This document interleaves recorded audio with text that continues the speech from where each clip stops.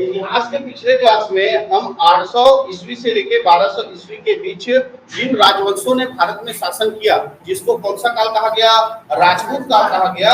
उस राजपूत काल में जो जो वंश ने भारत में शासन किया उसको एक एक करके पढ़ रहे थे, जिसमें हमने चंदेल वंश जो कि मध्य प्रदेश के क्षेत्र में, और एक पढ़े थे कौन सा, परमार वंश, ये भी मध्य प्रदेश के क्षेत्र में क्या किए थे, शासन किए थे। आज हम अगला राजवंश पढ़ेंगे जो होगा सोलंकी वंश, जिसने गुजरात के क्षेत्र में शासन किया था, है ना। तो आज का हमारा पहला राजवंश होगा कौन सा, सोलंकी वंश।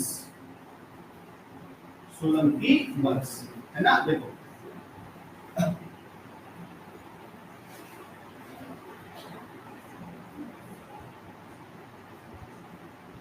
कल हमने देखा था कौन सा वंश, चंदेल वंश, और चंदेल वंश के इधर बाजू में कौन सा था, परमार वंश। अब इधर है कौन सा, सोलंकी वंश। इधर कौन है, सोलंकी वंश, ठीक है। तो सोलंकी वंश की स्थापना करने जो संस्थापक था, सोलंकी वंश का जो संस्थापक था उसका नाम था मूलराज प्रथम। सोलंकी वंश का जो संस्थापक था उस राजा का नाम क्या है, मूलराज प्रथम। तो मूलराज प्रथम ने जो है सोलंकी वंश का क्या किया, स्थापना किया।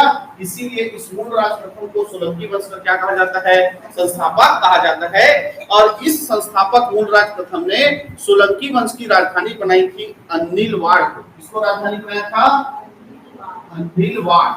ये गुजरात के क्षेत्र में है। तो सोलंकी वंश की राजधानी क्या थी, अनिलवाड़ जो है इनकी क्या थी, राजधानी।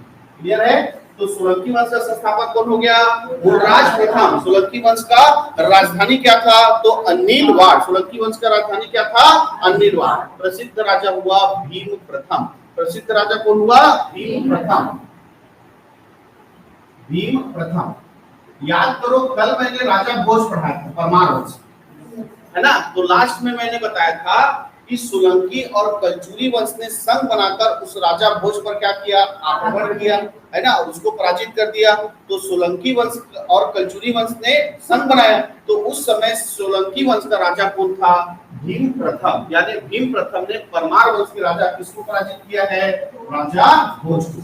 तो राजा भोज को पराजित करने वाला कौन है, सोलंकी वंश का राजा भीम प्रथम। क्लियर है। और मैंने एक आक्रमणकारी बताया था जिसका नाम था महमूद गजनवी। क्या नाम था, महमूद गजनवी। ये भारत में आता था, आक्रमण करता था, है ना, और लूट लेता था और फिर वापस चला जाता था। ऐसा इसने टोटल 17 बार किया है। ऐसा इसने टोटल कितने बार किया है, 17 बार। यानी महमूद गजनवी ने भारत पर टोटल कितने बार आक्रमण किया है, 17 बार आक्रमण किया है।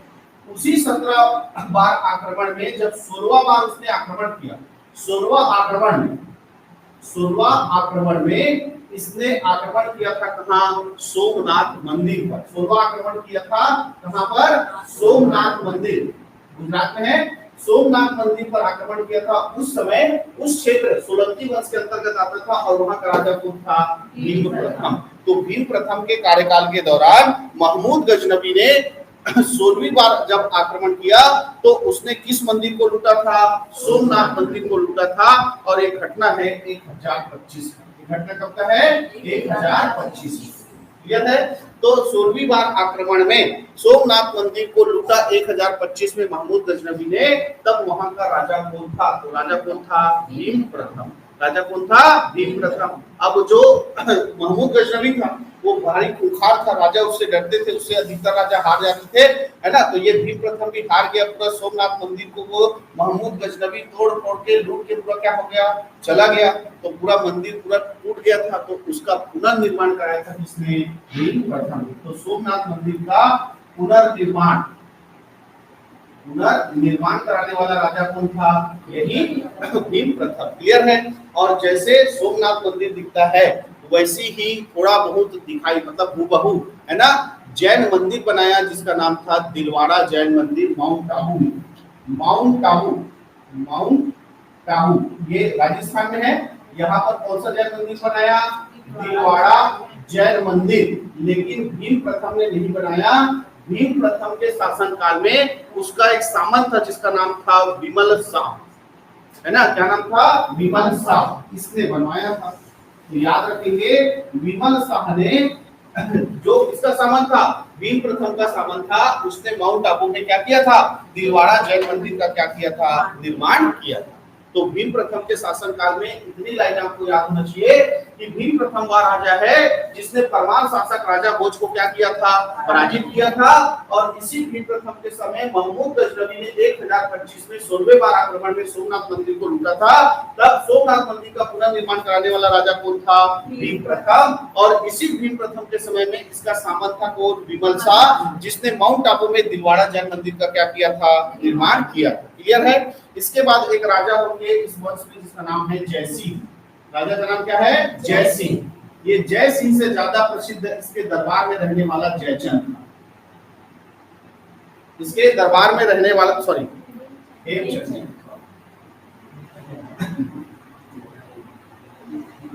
ठीक है। जैन धर्म से संबंधित एक विद्वान थे जिनका नाम क्या था, हेमचंद था। ये किसके दरबार में थे, तो ये सोलंकी वंश के राजा जय सिंह के दरबार में थे। क्लियर है। तो जय सिंह के दरबार में कौन थे, जैन धर्म के बहुत बड़े विद्वान थे जिसका नाम क्या था, हेमचंद। क्लियर है। इसके बाद प्रसिद्ध राजा पढ़ना है मूलराज द्वितीय। मूलराज द्वितीय, तो मूलराज द्वितीय ने दो लोगों को पराजित किया था, दोनों के नाम याद रखने हैं। मूलराज द्वितीय ने पराजित किया था मोहम्मद गौरी को। किसको पराजित किया था, मोहम्मद गौरी। ध्यान रखना, महमूद गजनवी अलग आदमी है और मोहम्मद गौरी अलग आदमी है ना। वो दोनों को अलग अलग बाद में भी पढ़ेंगे, लेकिन अभी याद रखना। देखो, इस सोमनाथ मंदिर को लूटने वाला कौन था, महमूद गजनवी। और मूलराज द्वितीय ने जिसको हराया उसका नाम क्या है, मोहम्मद गौरी। क्लियर है। तो मोहम्मद गौरी को किस सोलंकी राजा ने हराया था, उसका नाम क्या है, मूलराज द्वितीय। और इसी मूलराज द्वितीय ने ही चौहान वंश के राजा पृथ्वीराज चौहान को भी क्या किया था, पराजित किया था। तो पृथ्वीराज चौहान और इसको मोहम्मद गौरी को पराजित करने वाला सोलंकी वंश का राजा कौन था, मूलराज द्वितीय, है ना। मूलराज द्वितीय ने इस मुस्लिम आक्रमणकारी इसको मोहम्मद गौरी को पराजित किया और पृथ्वीराज चौहान को भी उसने क्या किया था, पराजित किया था। क्लियर है। इसके बाद भीम द्वितीय, इसके बाद राजा का नाम लेते हैं, उसका नाम क्या है, भीम द्वितीय। ठीक। मोहम्मद गौरी ने बाद में किसको पराजित कर दिया, पृथ्वीराज चौहान को, है ना। और पूरा जो दिल्ली क्षेत्र था वो किसको सौंप के चला गया, कुतुबुद्दीन ऐबक को। किसको सौंप के चला गया, कुतुबुद्दीन ऐबक को। तो कुतुबुद्दीन ऐबक जब दिल्ली में आया, है ना, दिल्ली में रहा, तब उसने किसको पराजित कर दिया, भीम द्वितीय को क्या कर दिया, पराजित कर दिया। और इस भीम द्वितीय का एक सामंत था जिसका नाम था लवण प्रसाद। इसने चंदेल वंश के स्थान पर इस क्षेत्र में इसकी स्थापना की, बघेल वंश की स्थापना की। और इस तरह से ये चंदेल वंश क्या हो गया, समाप्त। क्लियर है। तो इस तरह से ये पूरा चंदेल वंश पढ़े। पहला चंदेल वंश का संस्थापक क्या पढ़े, सॉरी सोलंकी वंश। कौन सा वंश पढ़े हैं, सोलंकी वंश। तो सोलंकी वंश का जो संस्थापक है कौन है, मूलराज प्रथम। इसने राजधानी किसको बनाई, अनिलवाड़ को बनाई। ठीक है। इसमें प्रसिद्ध राजा कौन हुआ, भीम प्रथम। और भीम प्रथम ने परमार वंश के राजा किसको हराया, राजा भोज को हराया। ठीक है। इसी के समय जो है महमूद गजनवी ने भारत में 1025 में 16वां आक्रमण किया और किस मंदिर को लूटा, सोमनाथ मंदिर को लूटा। तब सोमनाथ मंदिर का पुनर्निर्माण कराने वाला राजा कौन था, भीम प्रथम। और इसी भीम प्रथम के समय उसके सामंत विमल शाह ने माउंट आबू में दिलवाड़ा जैन मंदिर का क्या किया, निर्माण किया। इसके बाद प्रसिद्ध राजा मिलता है जयसिंह, जिसके दरबार में एक जैन विद्वान थे जिसका नाम क्या था, हेमचंद। ठीक है। उसके बाद प्रसिद्ध राजा हुआ मूलराज द्वितीय, जिसने मोहम्मद गौरी को और चौहान वंश के राजा पृथ्वीराज चौहान दोनों को क्या किया, पराजित किया था। और भीम द्वितीय जब राजा था तब कुतुबुद्दीन ऐबक ने इस भीम द्वितीय को पराजित किया। और इसी का फायदा उठाकर इसका जो सामंत था लवण प्रसाद, उसने इस सोलंकी वंश के स्थान पर किस वंश का, बघेल वंश का क्या किया, स्थापना। क्लियर है। चले आगे। अब ये सोलंकी वंश पढ़ लिए, है ना। यहाँ पर कन्नौज, ये कन्नौज वाला क्षेत्र था। यहाँ पर एक वंश था जिसका नाम था गढ़वाल वंश। क्या नाम था, गढ़वाल वंश। गढ़वाल वंश, इसके बारे में ज्यादा नहीं पढ़ना है, कुछ चीजें पढ़नी है ना। गढ़वाल वंश का संस्थापक था चंद्रदेव। गढ़वाल वंश का संस्थापक कौन था, चंद्रदेव। और इनकी राजधानी थी कन्नौज। इनकी राजधानी क्या थी, कन्नौज। राजधानी कन्नौज थी। और इसका संस्थापक कौन था, चंद्रदेव। और प्रसिद्ध राजा जिसका नाम था वो था जयचंद, है ना। प्रसिद्ध राजा जो गढ़वाल वंश का हुआ वो कौन था? जयचंद, है नी। ये राजा प्रसिद्ध नहीं था, इसका दामाद प्रसिद्ध था, इसलिए इसको प्रसिद्ध हो गया। इसकी बेटी का नाम था संयोगिता। इसकी बेटी का नाम क्या था? संयोगिता। और संयोगिता का विवाह हुआ पृथ्वीराज चौहान से। संयोगिता का विवाह हुआ किससे? पृथ्वीराज चौहान से। पृथ्वीराज चौहान से, ठीक है। पृथ्वीराज चौहान ने लड़ाई किया किससे? मोहम्मद गौरी से। और मोहम्मद गौरी से लड़ाई के वक्त इस जयचंद ने अपने दामाद पृथ्वीराज चौहान को क्या कर दिया? धोखा दे दिया, ठीक है। और पृथ्वीराज चौहान क्या हो गया? हार गया। पूरा सत्ता किसके हाथ में आ गया? मोहम्मद गौरी के हाथ में। अब मोहम्मद गौरी को साथ दिया था किसने? इस जयचंद ने। तो जयचंद भी अपना अधिकार मांगने लगा। तो अंत में जयचंद और मोहम्मद गौरी का युद्ध हुआ 1193 में। 1193 में जयचंद और किसका? मोहम्मद गौरी का। जयचंद और मोहम्मद गौरी का युद्ध हुआ, जिसको हम लोग जानते हैं किस नाम से? चंदावर का युद्ध। चंदावर का युद्ध। तो चंदावर का युद्ध कब लड़ा गया? 1193 में। कब लड़ा गया? 1193 में। चंदावर का युद्ध किसके किसके बीच हुआ? जयचंद और मोहम्मद गौरी के बीच में, है नहीं। जो धोखा दिया था धोखा खाएगा, जिंदा उसी में गाड़ दिया। कहा? युद्ध के मैदान। किसको? क्लियर है। तो ये जयचंद के साथ ही ये पूरा जो वंश था, कौन सा? गढ़वाल वंश, वो पूरा मुस्लिम सत्ता में शामिल हो गया। और इस तरह से ये वंश भी क्या हो गया? समाप्त हो गया। क्लियर है। एक चीज और याद रखना है, ये जो जयचंद था जो कन्नौज पर शासन करता था, इस जयचंद के दरबार में संस्कृत के एक महान विद्वान रहते थे जिसका नाम था श्रीहर्ष। जिसका नाम क्या था? श्रीहर्ष, है ना। तो श्रीहर्ष किसके दरबार में थे? तो किसके दरबार में थे? जयचंद के दरबार में। क्लियर है। गढ़वाल वंश। तो गढ़वाल वंश का संस्थापक कौन है? चंद्रदेव। राजधानी क्या थी? कन्नौज। प्रसिद्ध राजा कौन हुआ?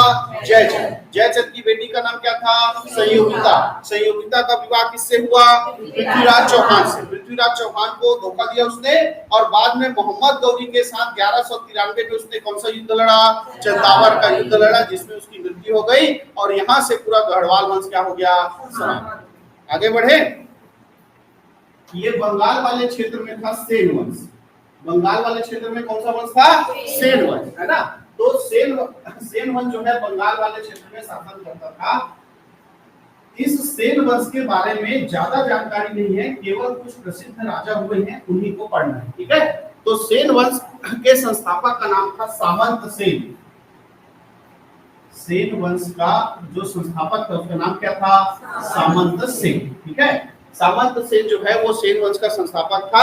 ये बंगाल में एक क्षेत्र था जिसका नाम था नादिया। इसी को राजधानी बनाकर ये लोग शासन करते, है ना। इनकी राजधानी क्या थी? नादिया, ठीक है। बंगाल में क्षेत्र है नादिया, उसी को इन लोग क्या बनाते थे? राजधानी बनाकर सेन वंश जो है शासन कर रहा था। और इसके संस्थापक कौन था? सामंत सेन, ठीक है। इस सामंत सेन के द्वारा स्थापित सेन वंश में एक प्रसिद्ध राजा हुआ जिसका नाम था वल्लाल सेन। वल्लाल सेन, भल्लाल वीरे, नहीं, जहां बाहुबली और भल्लाल आता है वही क्या जाता है नहीं। कटप्पा की कटप्पा ने बाहुबली को क्यों मारा वाला सस्पेंस खत्म हो गया है नहीं। चलो, तो ये वल्लाल सेन है, वल्लाल देव नहीं है, वल्लाल सेन, जो कि सेन वंश का प्रसिद्ध राजा हुआ। इस राजा ने दो प्रमुख ग्रंथ लिखे हैं जिसका नाम है दान सागर और एक का नाम है अद्भुत सागर। इस वल्लाल सेन की दो रचना है, एक का नाम क्या है? दान सागर, और एक का नाम है अद्भुत सागर। अद्भुत सागर। तो दान सागर और अद्भुत सागर के रचनाकार कौन है बोलेगा? तो सेन वंश के राजा जिसका नाम क्या है? वल्लाल सेन, ठीक है। और इसके बाद एक राजा हुआ जिसका नाम था लक्ष्मण सेन। और लक्ष्मण सेन से ज्यादा प्रसिद्ध हुआ उसका दरबारी कवि जिसका नाम था जयदेव। जिसका नाम क्या था? जयदेव। और जयदेव से भी ज्यादा प्रसिद्ध हुआ उसकी रचना जिसका नाम था गीत गोविंद। क्या नाम था? गीत गोविंद, ठीक है। तो गीत गोविंद के रचनाकार कौन है? तो गीत गोविंद के रचनाकार कौन है? जयदेव। और जयदेव किसके दरबार में थे? तो वो सेन वंश के राजा लक्ष्मण सेन के दरबार में थे, ठीक है। अब जो है मोहम्मद गौरी ने इधर हरा चुका था, है ना। सबको एक साथ बाद में कनेक्ट करना। दिल्ली में सल्तनत आ गई थी किसकी? मुस्लिम सल्तनत आ गई थी, कुतुबुद्दीन ऐबक बैठ गया था। तो कुतुबुद्दीन ऐबक के नेतृत्व में उसका एक सेनापति था जिसका नाम था बख्तियार खिलजी। क्या नाम था? बख्तियार खिलजी। उस बख्तियार खिलजी ने बंगाल क्षेत्र पर क्या किया? आक्रमण किया। बंगाल क्षेत्र पर आक्रमण किया। अब वो इतना खतरनाक था बख्तियार खिलजी, है ना, कि और इन लोग पूरा लूटपाट करते थे, है ना, पूरा मार मुरी देते थे पूरा राजा लोग को। तो ये राजा डर के मारे अपने राजधानी नादिया को छोड़कर क्या हो गया? भाग गया। है ना, जो राजा था लक्ष्मण सेन, ये किसके डर से? बख्तियार खिलजी। बख्तियार खिलजी, जब इस बख्तियार खिलजी ने आक्रमण किया, बख्तियार खिलजी ने आक्रमण किया बंगाल वाले क्षेत्र में, तो राजा था लक्ष्मण सेन, ये अपना राजधानी नादिया को छोड़कर क्या हो गया? भाग गया। और पूरा बंगाल क्षेत्र फिर किसके अधिकार में आ गया? मोहम्मद गौरी कुतुबुद्दीन ऐबक के क्षेत्र में आ गया। क्लियर है? तो इस तरह से ये वंश भी क्या हो गया? समाप्त हो गया। समझ में आया? तो बंगाल क्षेत्र में सामंत सेन ने एक वंश की स्थापना की जिसका नाम क्या था? सेन वंश। और इसकी राजधानी क्या थी? नादिया। इससे प्रसिद्ध राजा कौन हुआ? बल्लाल सेन, जिसकी दो प्रसिद्ध रचना है, एक है नाम है दान सागर और एक का नाम है अद्भुत सागर। दूसरा प्रसिद्ध राजा हुआ लक्ष्मण सेन, जिसके दरबार में थे दरबारी कवि जयदेव, जिसने किसकी रचना की है? गीत गोविंद की रचना की है। और जब बख्तियार खिलजी ने बंगाल क्षेत्र पे आक्रमण किया तो अपना राजधानी नादिया को छोड़कर भाग गया। और इस तरह से पूरा इनका क्षेत्र किसके अधिकार में आ गया? मुस्लिम सत्ता के अधिकार में आ गया। और ये पूरा सेन वंश क्या हो गया? समाप्त। क्लियर है? आगे बढ़े। इधर गंग वंश शासन करता था, जो वर्तमान उड़ीसा है ना, यहाँ पर कौन सा वंश था? गंग वंश, है ना। उड़ीसा में कौन सा वंश था? गंग वंश। और इस गंग वंश के दो राजा पढ़ने हैं, क्योंकि उड़ीसा में दो चीज प्रसिद्ध है। सबसे ज्यादा प्रसिद्ध है जगन्नाथ मंदिर और दूसरा प्रसिद्ध है कोणार्क का सूर्य मंदिर। बस ये दोनों राजा दो चीज का निर्माण किए हैं। एक का नाम था अनंत वर्मन चोड़गंग, अनंत वर्मन चोड़गंग, और एक का नाम था नरसिंह वर्मन चोड़गंग। ठीक है? तो जब भी पुरी जाते हो तो सबसे पहले आनंद आता है। क्या है? आनंद आता है किसके दर्शन करके? जगन्नाथ भगवान का दर्शन करके। तो जगन्नाथ मंदिर का निर्माण करने वाला कौन था? अनंत वर्मन चोड़गंग, है ना। जगन्नाथ मंदिर का निर्माण करने वाला कौन था? अनंत वर्मन चोड़गंग। याद रखना, बाद में कंफ्यूजन होता है कि नरसिंह वर्मन चोड़गंग था कि अनंत वर्मन चोड़गंग था जिसने जगन्नाथ मंदिर का निर्माण किया।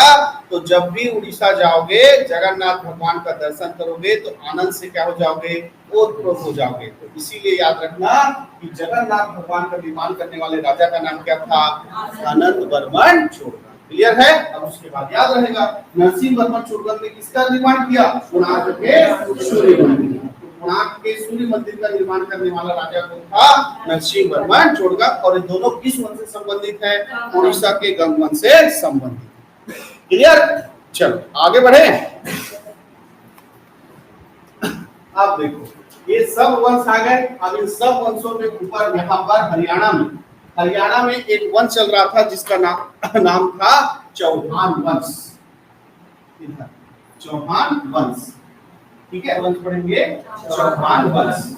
ये हरियाणा राजस्थान वाले क्षेत्र में शासन कर रहा था और इनकी राजधानी थी शाकंभरी। इनकी राजधानी क्या थी? शाकंभरी, है ना, जो कि अजमेर वाला क्षेत्र है ना वो। ठीक है? चौहान वंश की राजधानी क्या थी? शाकंभरी थी। अजमेर वाला क्षेत्र था, है ना, वहां पर इन लोग शासन करते थे। ये पहले गुर्जर प्रतिहार वंश के सामंत थे। गुर्जर प्रतिहार वंश जो शासन कर रहा था उसके क्या थे? सामंत थे।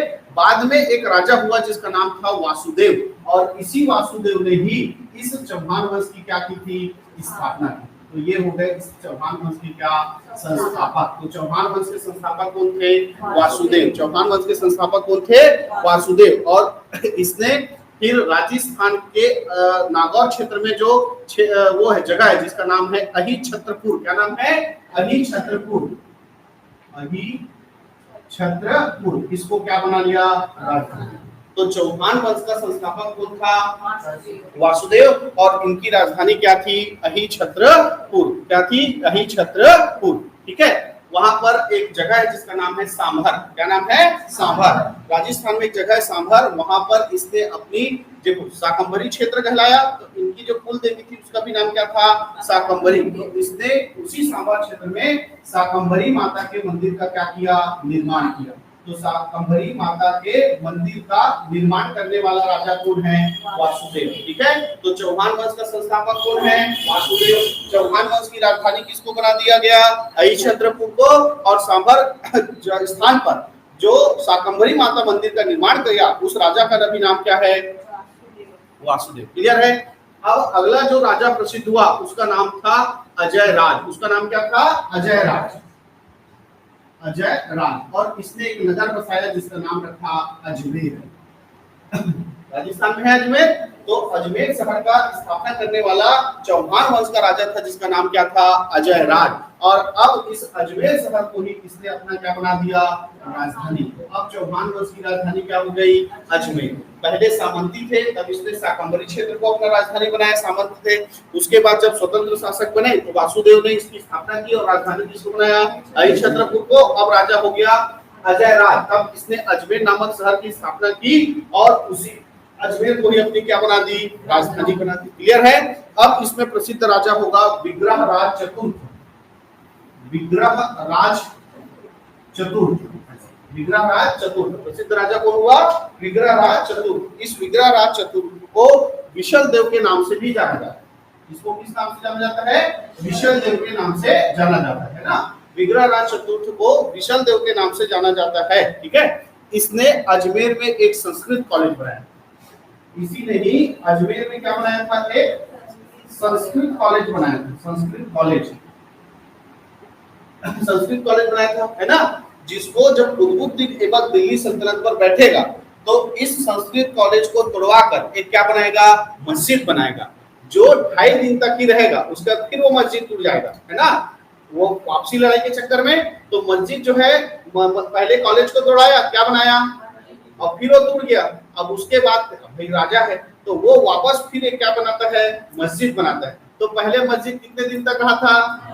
इसीलिए उसका नाम हो गया 2.5 दिन का झोपड़ा, है ना। तो मस्जिद है वो 2.5 दिन का झोपड़ा क्या है? ये मस्जिद है, जो किसके स्थान पर बना है? अजमेर में संस्कृत कॉलेज के स्थान पर बना। और इस संस्कृत कॉलेज को बनाने वाला, स्थापित करने वाला राजा कौन था? विग्रह राज था। क्लियर है? इस विग्रह राज ने एक संस्कृत नाटक लिखा था जिसका नाम था हरिकेन। इस विग्रह राज ने एक नाटक लिखा था जिसका नाम क्या था? हरिकेन। ये भी याद रखेंगे। तो विग्रह राज ने अजमेर में संस्कृत कॉलेज की स्थापना की। विग्रह राज ने एक नाटक लिखा जिसका नाम क्या था? हरिकेन। ठीक है, और इसके 2 दरबारी कवि थे। एक का नाम था सोमदेव और एक का नाम था नरपति नलहा। सोमदेव और एक का नाम क्या था? नरपति नलहा। ठीक, तो सोमदेव ने लिखा है ललित विग्रह राज। सोमदेव की रचना क्या है? ललित विग्रह राज। ललित विग्रह राज। ठीक है, और नलपति नल्हा की रचना है विग्रह रासो। क्या नाम है? सॉरी, विशल देव रासो। क्या नाम है? विशल देव रासो। तो विशल देव रासो की रचना किसने किया है? नरपति नल्हा ने किया है, जो किसके दरबारी कवि थे? इसी विग्रह राज चतुर्थ के क्या थे? दरबारी कवि। क्लियर है? और इस विग्रह राज चौहान के बाद जो प्रसिद्ध राजा हुआ वो था पृथ्वीराज चौहान। पृथ्वीराज चौहान। पृथ्वीराज चौहान। और इस पृथ्वीराज चौहान ने, जिनको राय पिथौरा के नाम से भी जाना जाता था, पृथ्वीराज चौहान को किस नाम से जाना जाता था? राय पिथौरा के नाम से जाना जाता था। इसने दिल्ली को जीत लिया और अब चौहान वंश की राजधानी क्या बन गया? दिल्ली पर बैठ गया कौन? पृथ्वीराज चौहान। दिल्ली पर बैठ गया कौन? पृथ्वीराज चौहान। ठीक है, तो याद करो, इसने इस पृथ्वीराज चौहान को चंदेल वंश का एक राजा हुआ था जिसके दरबार में आल्हा उदल थे, जिसका नाम क्या था? आल्हा उदल। तो 10 दरबार सेनापति थे, राजा का नाम रे परमाधि देव, है ना। इस परमाधि देव ने पृथ्वीराज चौहान को क्या किया था? पराजित किया था। याद आया? परमाधि देव ने पृथ्वीराज चौहान को क्या किया था? पराजित किया था। क्लियर है? और इसने गुजरात का एक राजा था जिसका नाम था भीम द्वितीय। गुजरात में सोलंकी वंश का एक राजा था भीम द्वितीय, उसके साथ शांति समझौता किया था। उसके साथ क्या किया था? शांति समझौता किया था। ये दो राजाओं का नाम पृथ्वीराज चौहान के समय याद रखेंगे कि पृथ्वीराज चौहान पराजित हुआ था किससे? परमादर्दी देव से। इसके अलावा सोलंकी राजा से भी पराजित हुआ था।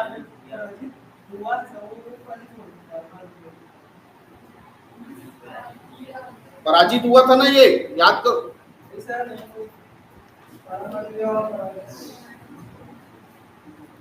उल्टा हो गया रे, उल्टा हो गया। परमादर्दी देव को क्या किया था? पराजित किया था, ठीक है। और भीम, अच्छा वो उससे पराजित हुआ था किससे? मूलराज द्वितीय से। मूलराज द्वितीय से क्या हुआ था? पराजित हुआ था। मूलराज द्वितीय से क्या हुआ था? पराजित हुआ था, है ना।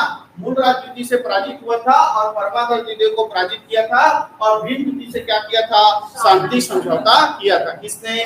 पृथ्वीराज चौहान। क्लियर है? इस पृथ्वीराज चौहान के दरबार में दरबारी कवि था जिसका नाम था चंदर बरदाई। क्या नाम था? चंदर बरदाई, ठीक है। ये पृथ्वीराज चौहान का दरबारी कवि था। सीधा क्वेश्चन आता है, चंदर बरदाई किसका दरबारी कवि था? किसका दरबारी कवि था? पृथ्वीराज चौहान का दरबारी कवि था। और इसने ग्रंथ लिखा है जिसका नाम है पृथ्वीराज रासो। पृथ्वीराज रासो कई बार क्वेश्चन आया हुआ है पेपर में कि पृथ्वीराज रासो के रचनाकार कौन है? तो कौन है? चंदर बरदाई, जो किसके दरबार में थे? क्लियर है? तो दिल्ली पर शासन चल रहा था किसका? पृथ्वीराज चौहान का। और पृथ्वीराज चौहान जब दिल्ली पे था तो मुस्लिम आक्रमणकारी था कौन? मोहम्मद गौरी। वो इसके ऊपर आक्रमण किया। तब पृथ्वीराज चौहान और किसके बीच? मोहम्मद गौरी के बीच लड़ाई हुआ। कौन सा? तराइन का। तराइन का युद्ध तो पहली बार हुआ, इसलिए तराइन का ये क्या है? प्रथम युद्ध। किसके किसके बीच हो रहा है? पृथ्वीराज चौहान। पृथ्वीराज चौहान और एक तरफ कौन है? मोहम्मद। एक बार क्वेश्चन आया कि तराइन का पहला युद्ध किसके किसके बीच हुआ? सारे कुछ ऑप्शन में पृथ्वीराज चौहान लिखा। पृथ्वीराज चौहान एक, पृथ्वीराज चौहान दो, पृथ्वीराज चौहान तृतीय, पृथ्वीराज चौहान चतुर्थ। तो ये था पृथ्वीराज तृतीय। ये कौन था? पृथ्वीराज तृतीय। याद रखेंगे, पृथ्वीराज जैसे सिकंदर तृतीय है वैसे ये कौन है? पृथ्वीराज तृतीय। तो तराइन का पहला युद्ध हुआ था 1191। 1191 में तराइन का पहला युद्ध जो है वो पृथ्वीराज चौहान और किसके बीच हुआ? मोहम्मद गौरी के बीच हुआ। इसमें पृथ्वीराज चौहान क्या हो गया? जीत गया। पृथ्वीराज चौहान क्या हो गया? जीत गया। अब इसके बाद तराइन का दूसरा युद्ध हुआ अगले साल। मोहम्मद गौरी हारा था, है ना, तो फिर अपना ताकत बढ़ाया और पृथ्वीराज चौहान के ससुर को अपने पक्ष में लिया। पृथ्वीराज चौहान का ससुर कौन? जयचंद, है ना। तो पृथ्वीराज चौहान के ससुर जयचंद को अपने पक्ष में किया और लड़ा तराइन का दूसरा युद्ध। तराइन का दूसरा युद्ध। तो तराइन का दूसरा युद्ध भी किसके किसके बीच हुआ? पृथ्वीराज चौहान और किसके बीच? मोहम्मद गौरी के बीच। लेकिन किसके धोखा देने के कारण?